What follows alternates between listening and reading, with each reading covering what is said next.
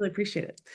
All right, guys. Well, welcome to the next episode of the CPG Suite.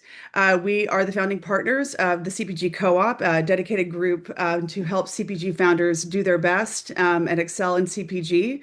And one of the topics we're talking about today is a very serious one, actually. All of us have either been through one or planned for one, and it is food safety recalls. So, Monty, I'm going to let you guys introduce yourselves really quickly, and then Monty, I'll come back to you. So, Monty, can you go first, introduce yourself and what you do here at the co-op? Sure, Monty Ammons. I am ops and formulation and supply chain and production and all that good stuff, working with CPG Co-op, uh, primarily on the beverage side and founder of Liquid Sherpas, but work with this group on all things production and all the not so sexy and fun stuff. Nice, thank you. Max, you want to go next? Sure, I'm Max Mulvihill. I run basically accounting for startups, so everything from bookkeeping up to FP&A and more strategic and planning initiatives, and just enjoy being like a strategic advisor to startups as well, and predominantly just the food and beverage space.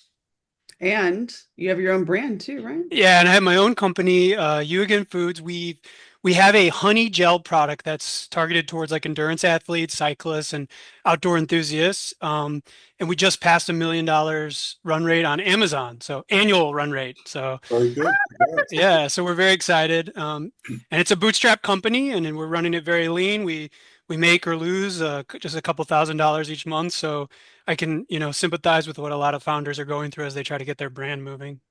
Congratulations. That's huge. Thank you. I'm so proud of you guys. Okay, Wayne. Yeah, my name is Wayne Luciano, and I'm happy to be part of the CPG Co-op.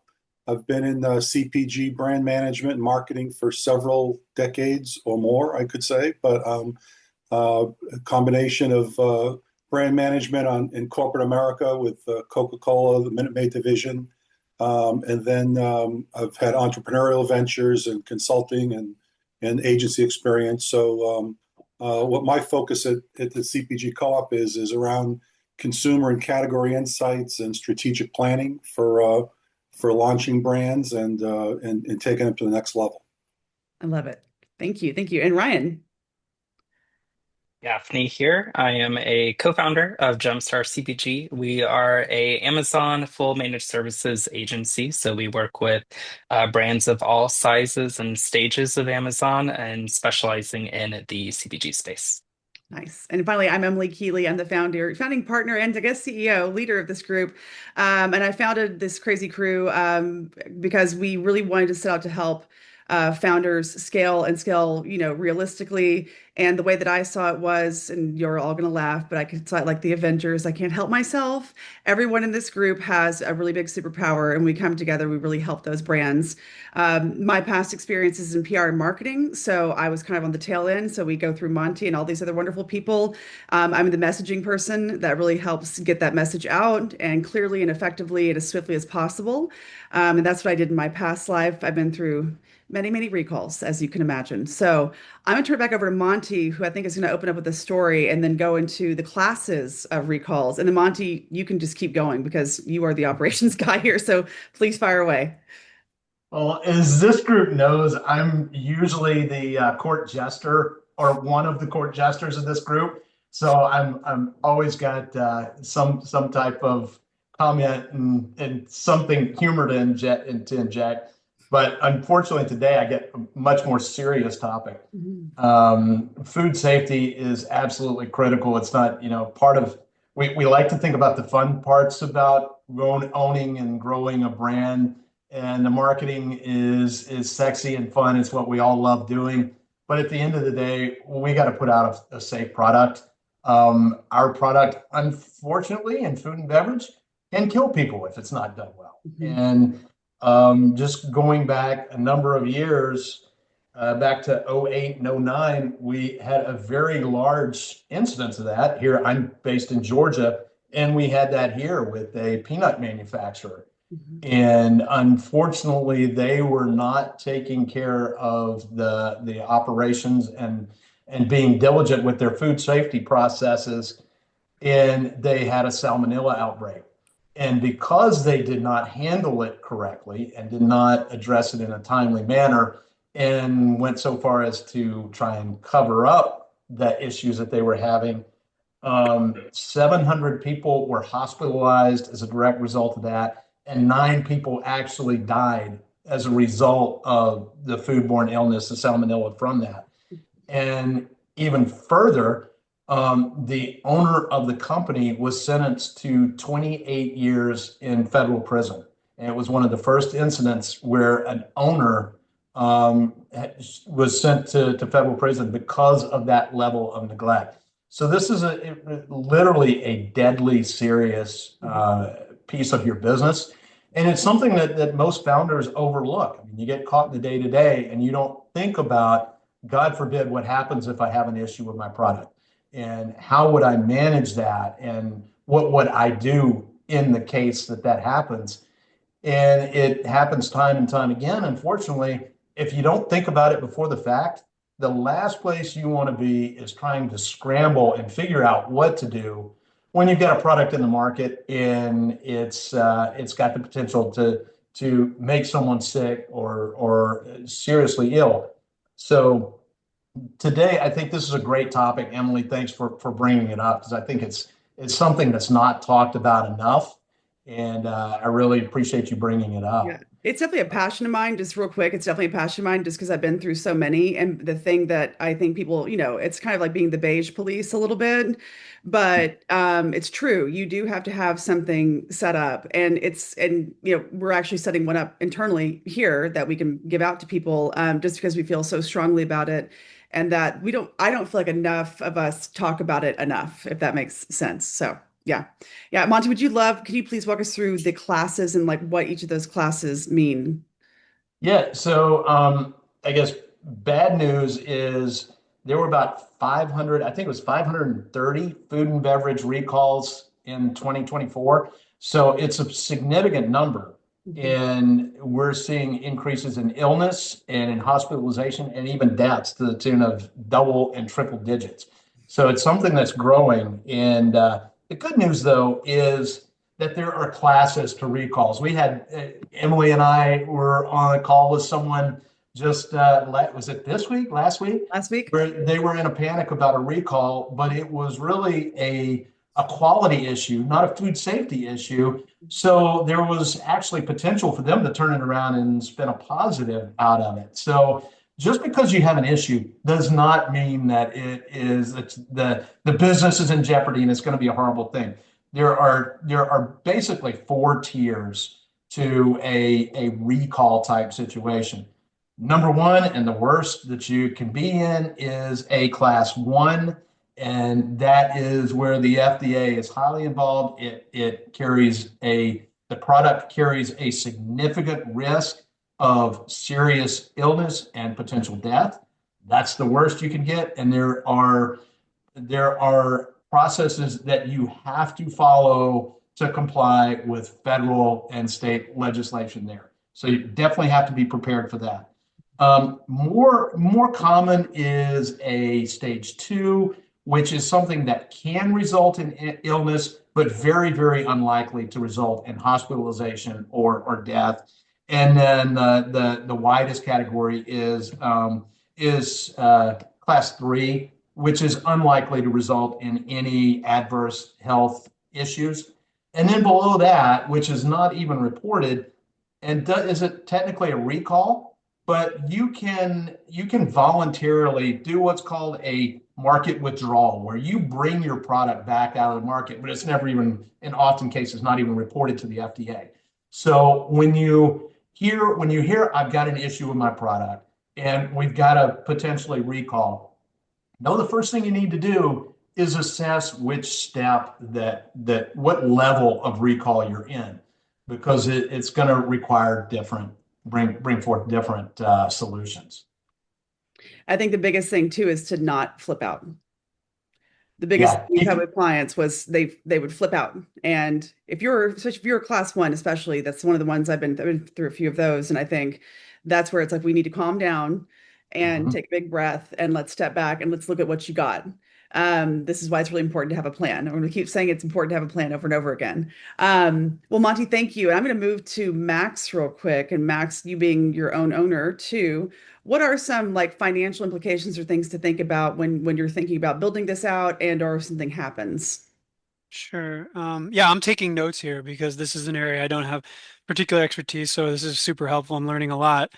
When I talk to founders about sort of how their company's set up, I usually, talk to them about the risk that is associated with this. So just like taking a step back and looking high level, the structure of your company and what you're ready for. If you're bootstrapping, you likely have very little cash, very little liquidity to deal with an issue.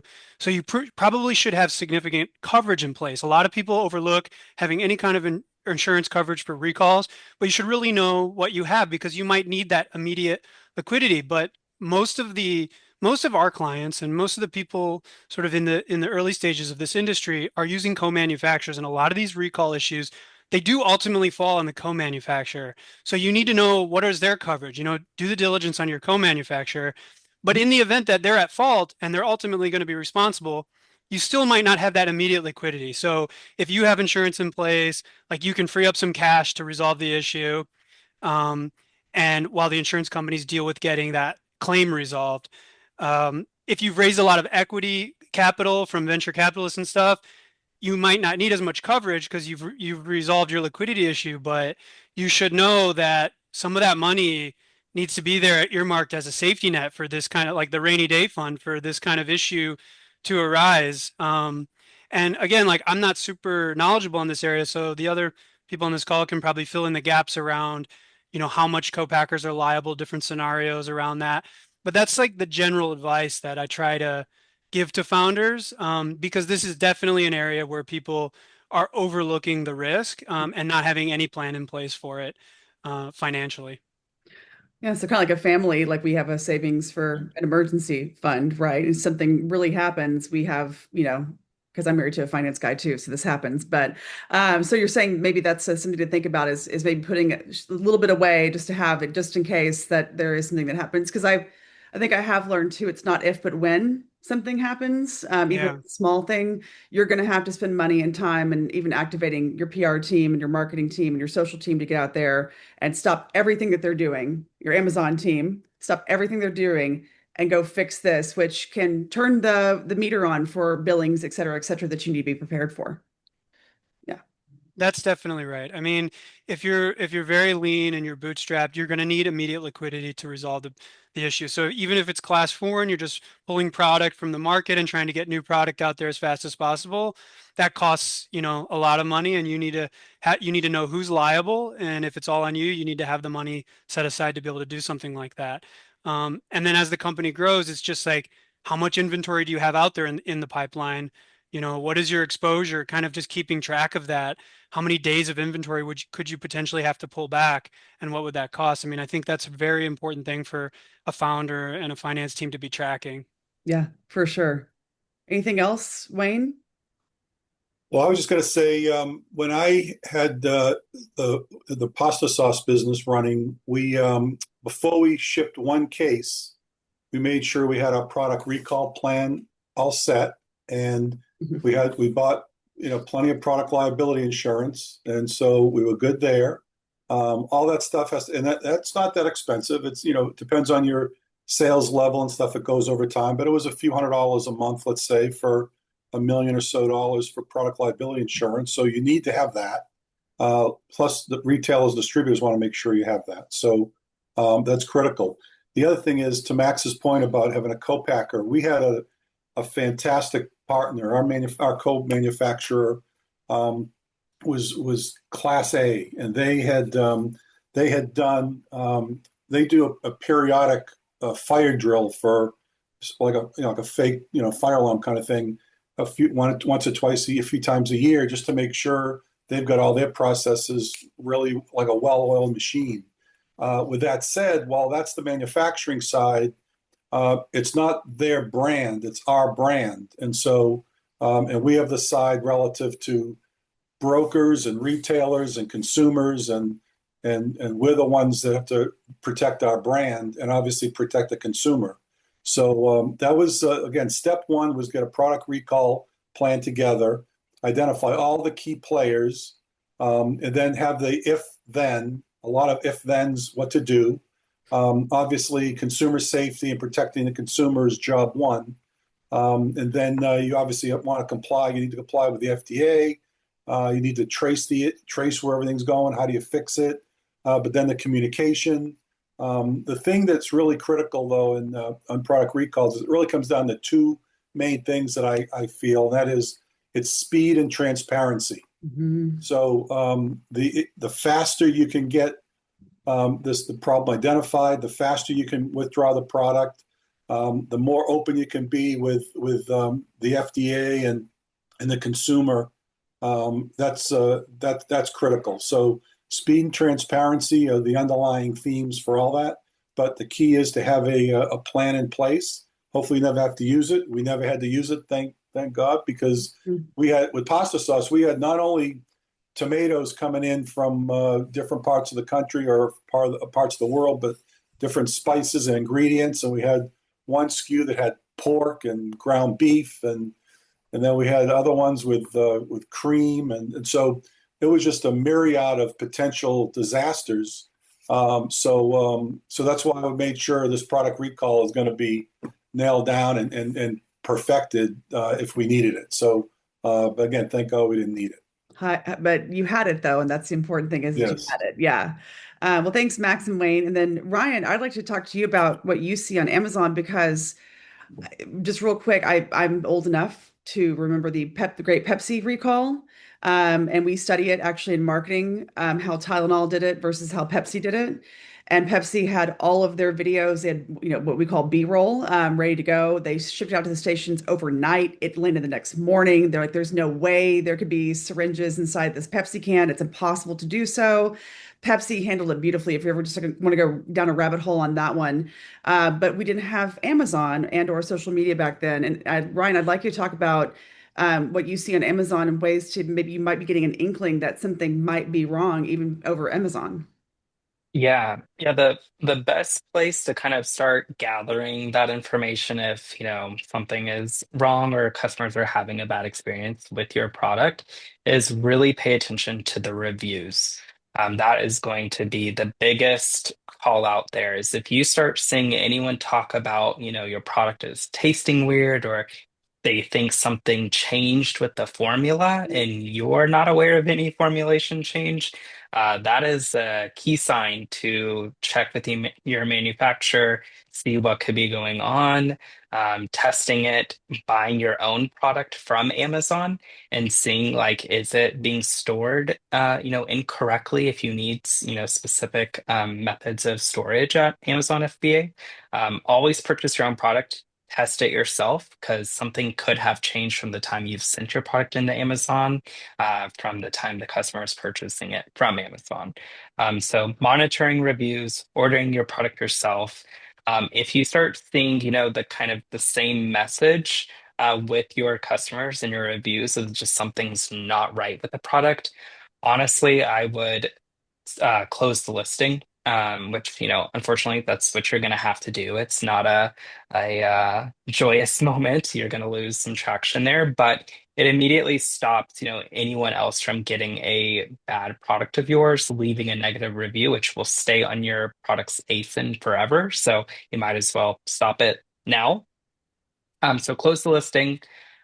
You can either, do a recall of a product yourself, so you can get some product back to test it, or if you know for sure something is wrong, then have Amazon dispose of the inventory. It's going to be a lot less costly to you of having them dispose it versus having them send it back to you.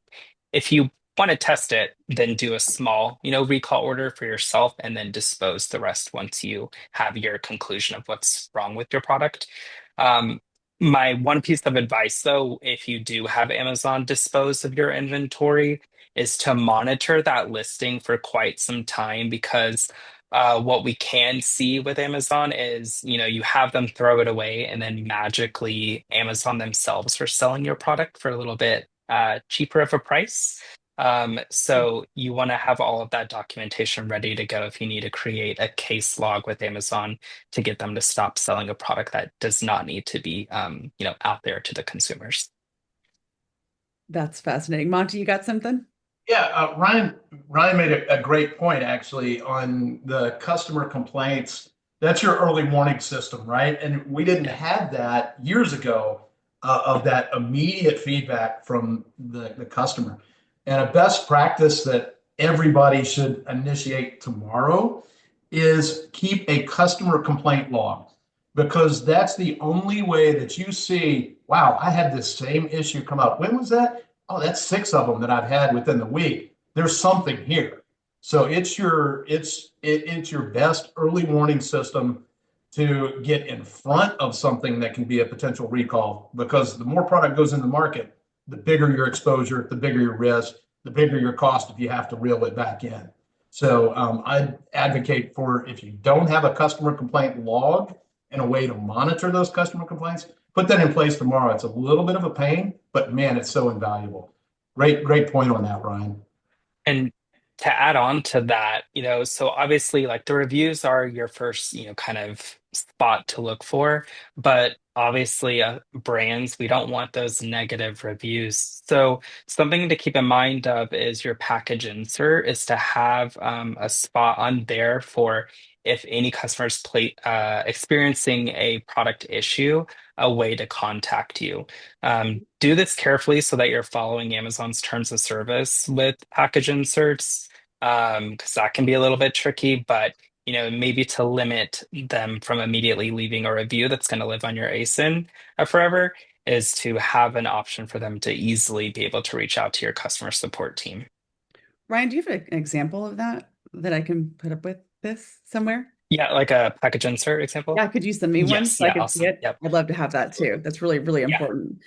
So we're going to move into the last few minutes here talking about if it happens and like when it happens, when you do get a recall.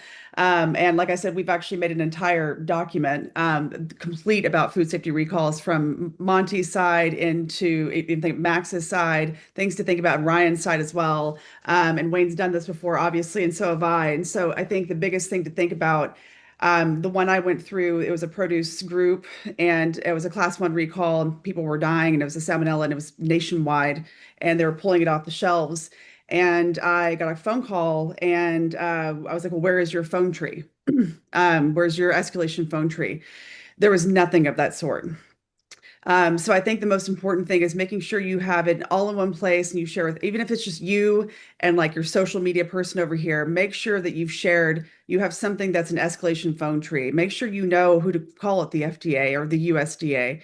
Just make sure you have those numbers. One of the things too, this is a larger company. I was like, well, what congressman do you know? Do you know anyone in the state that can help? Didn't know anybody. So we had to go backwards and work with them and work with the FDA to figure this out. So I think my first thing is, a phone tree of the roles and the contacts that you need to make sure you're getting the message out.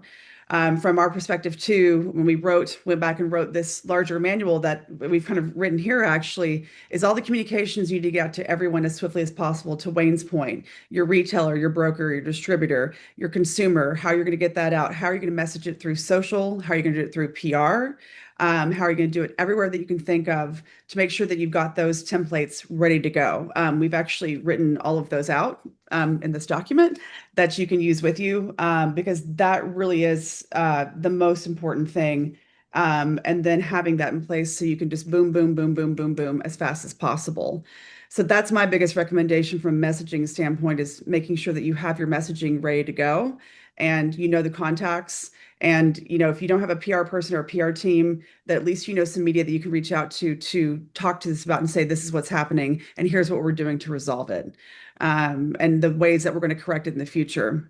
Now, I think Monty too, the thing that we spoke about was with these lower class levels that sometimes there is that silver lining. There might be something where you can take this and kind of turn around to a positive, because I know, food safety recalls, this is not, it's serious business, but I think you said something last week when we were talking about what that silver lining might be. Can you like expand on that really quickly?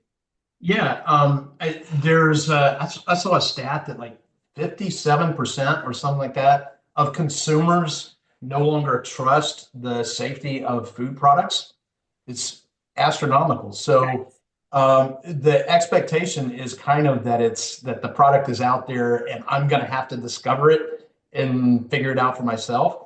Mhm. So if you can be proactive and say, hey, we found this issue, an abundance of caution, we're bringing it back in because it's not up to our standards. That's a little bit, that runs a little counter to what most of the industry is doing and what the consumer expects.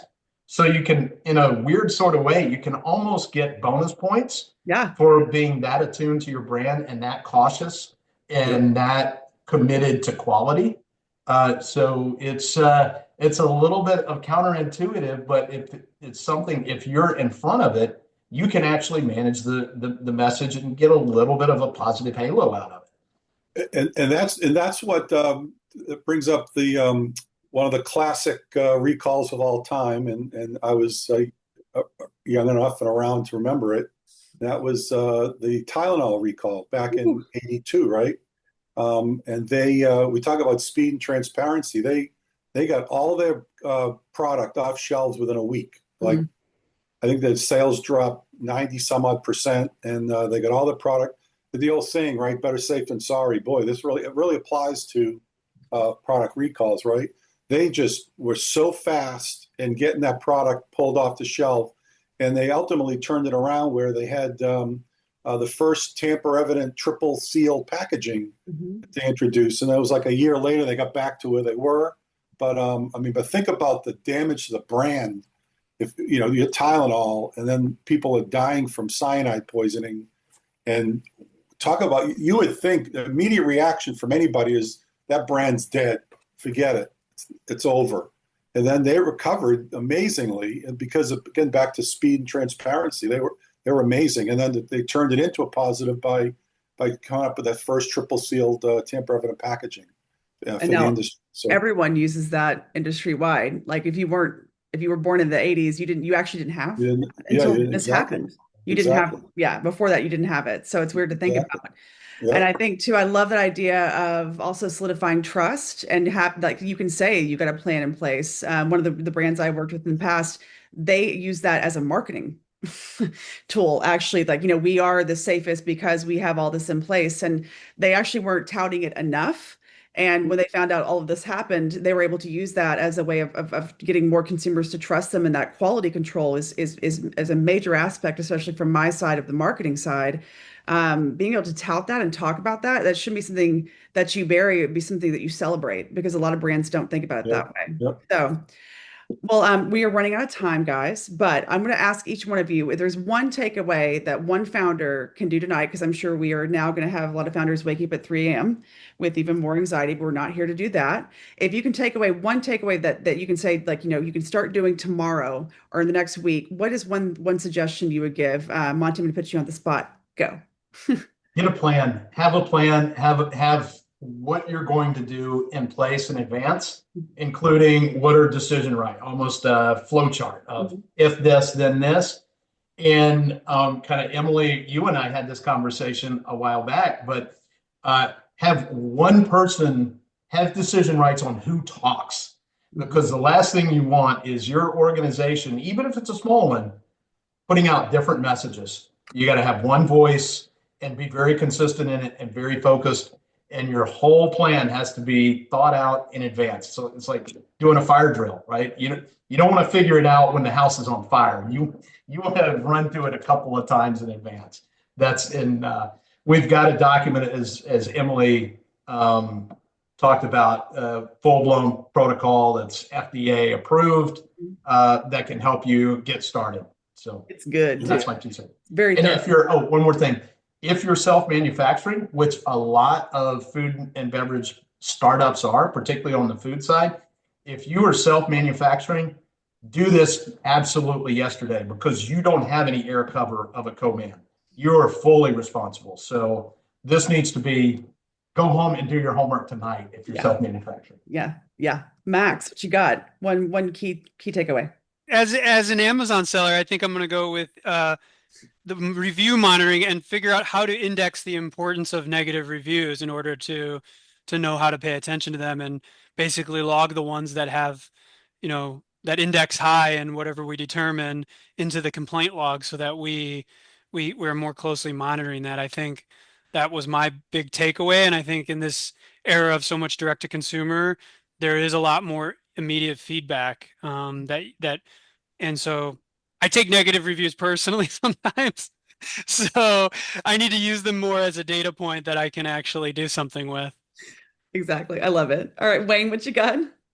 I mean, I'm going to echo Monty, and that is you have some plan set. I mean, it's just even if you get on your favorite AI tool and ask them to give you a draft. I mean, just something, but put your team together. Make sure you get everybody's cell phone numbers so you can contact them immediately.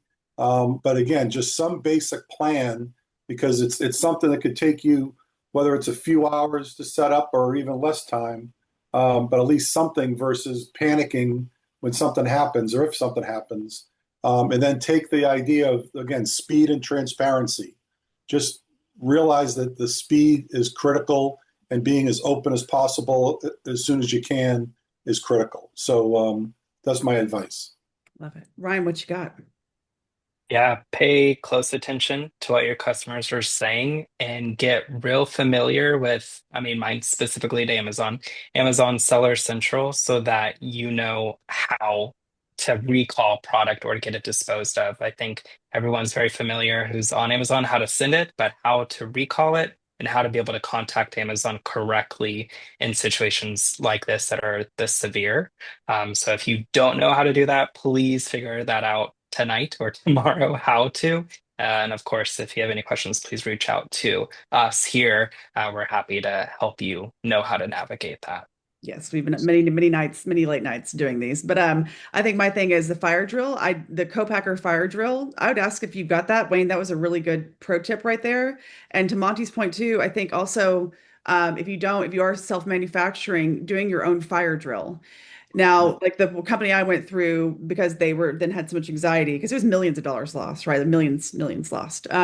We started doing fire drills once or twice a year, but from the PR comms side. And but it was a recall. They were in Mexico, and it started with the operations down there and the supply chain. And then it was like, we've got an issue, and there was like, what do we do? And it was like a real world experience, and we all went through it, and we all had to like kind of play it out, like how we do it. We tested the phone tree, make sure the phone tree was right. All of those things, like with this plan that we have here, kind of highlights that out. But I like the idea of going through it and just and seeing how it feels. Because once you go through it, then maybe you won't be as scared either or have as much anxiety. And you'll know that you can get through it in a safe way. But I definitely go through a class one recall protocol and like really just put yourself through those paces. And I think too, what I loved about this was it actually made the team stronger. And I think it made everyone feel a lot better that there was a plan in place and that we could get through it together because that's the point of all of this, and that's our community in CPG too, right? Like we get through things and we do it together. So, well, guys, thank you for joining me, and I really appreciate it. And stay tuned for the next episode of the CPG Suite. We'll be covering proteins and what that looks like in the future and what the next hype ingredient is coming up in 2026. So get ready. All right. Thank you, guys. Thank you. Thank you.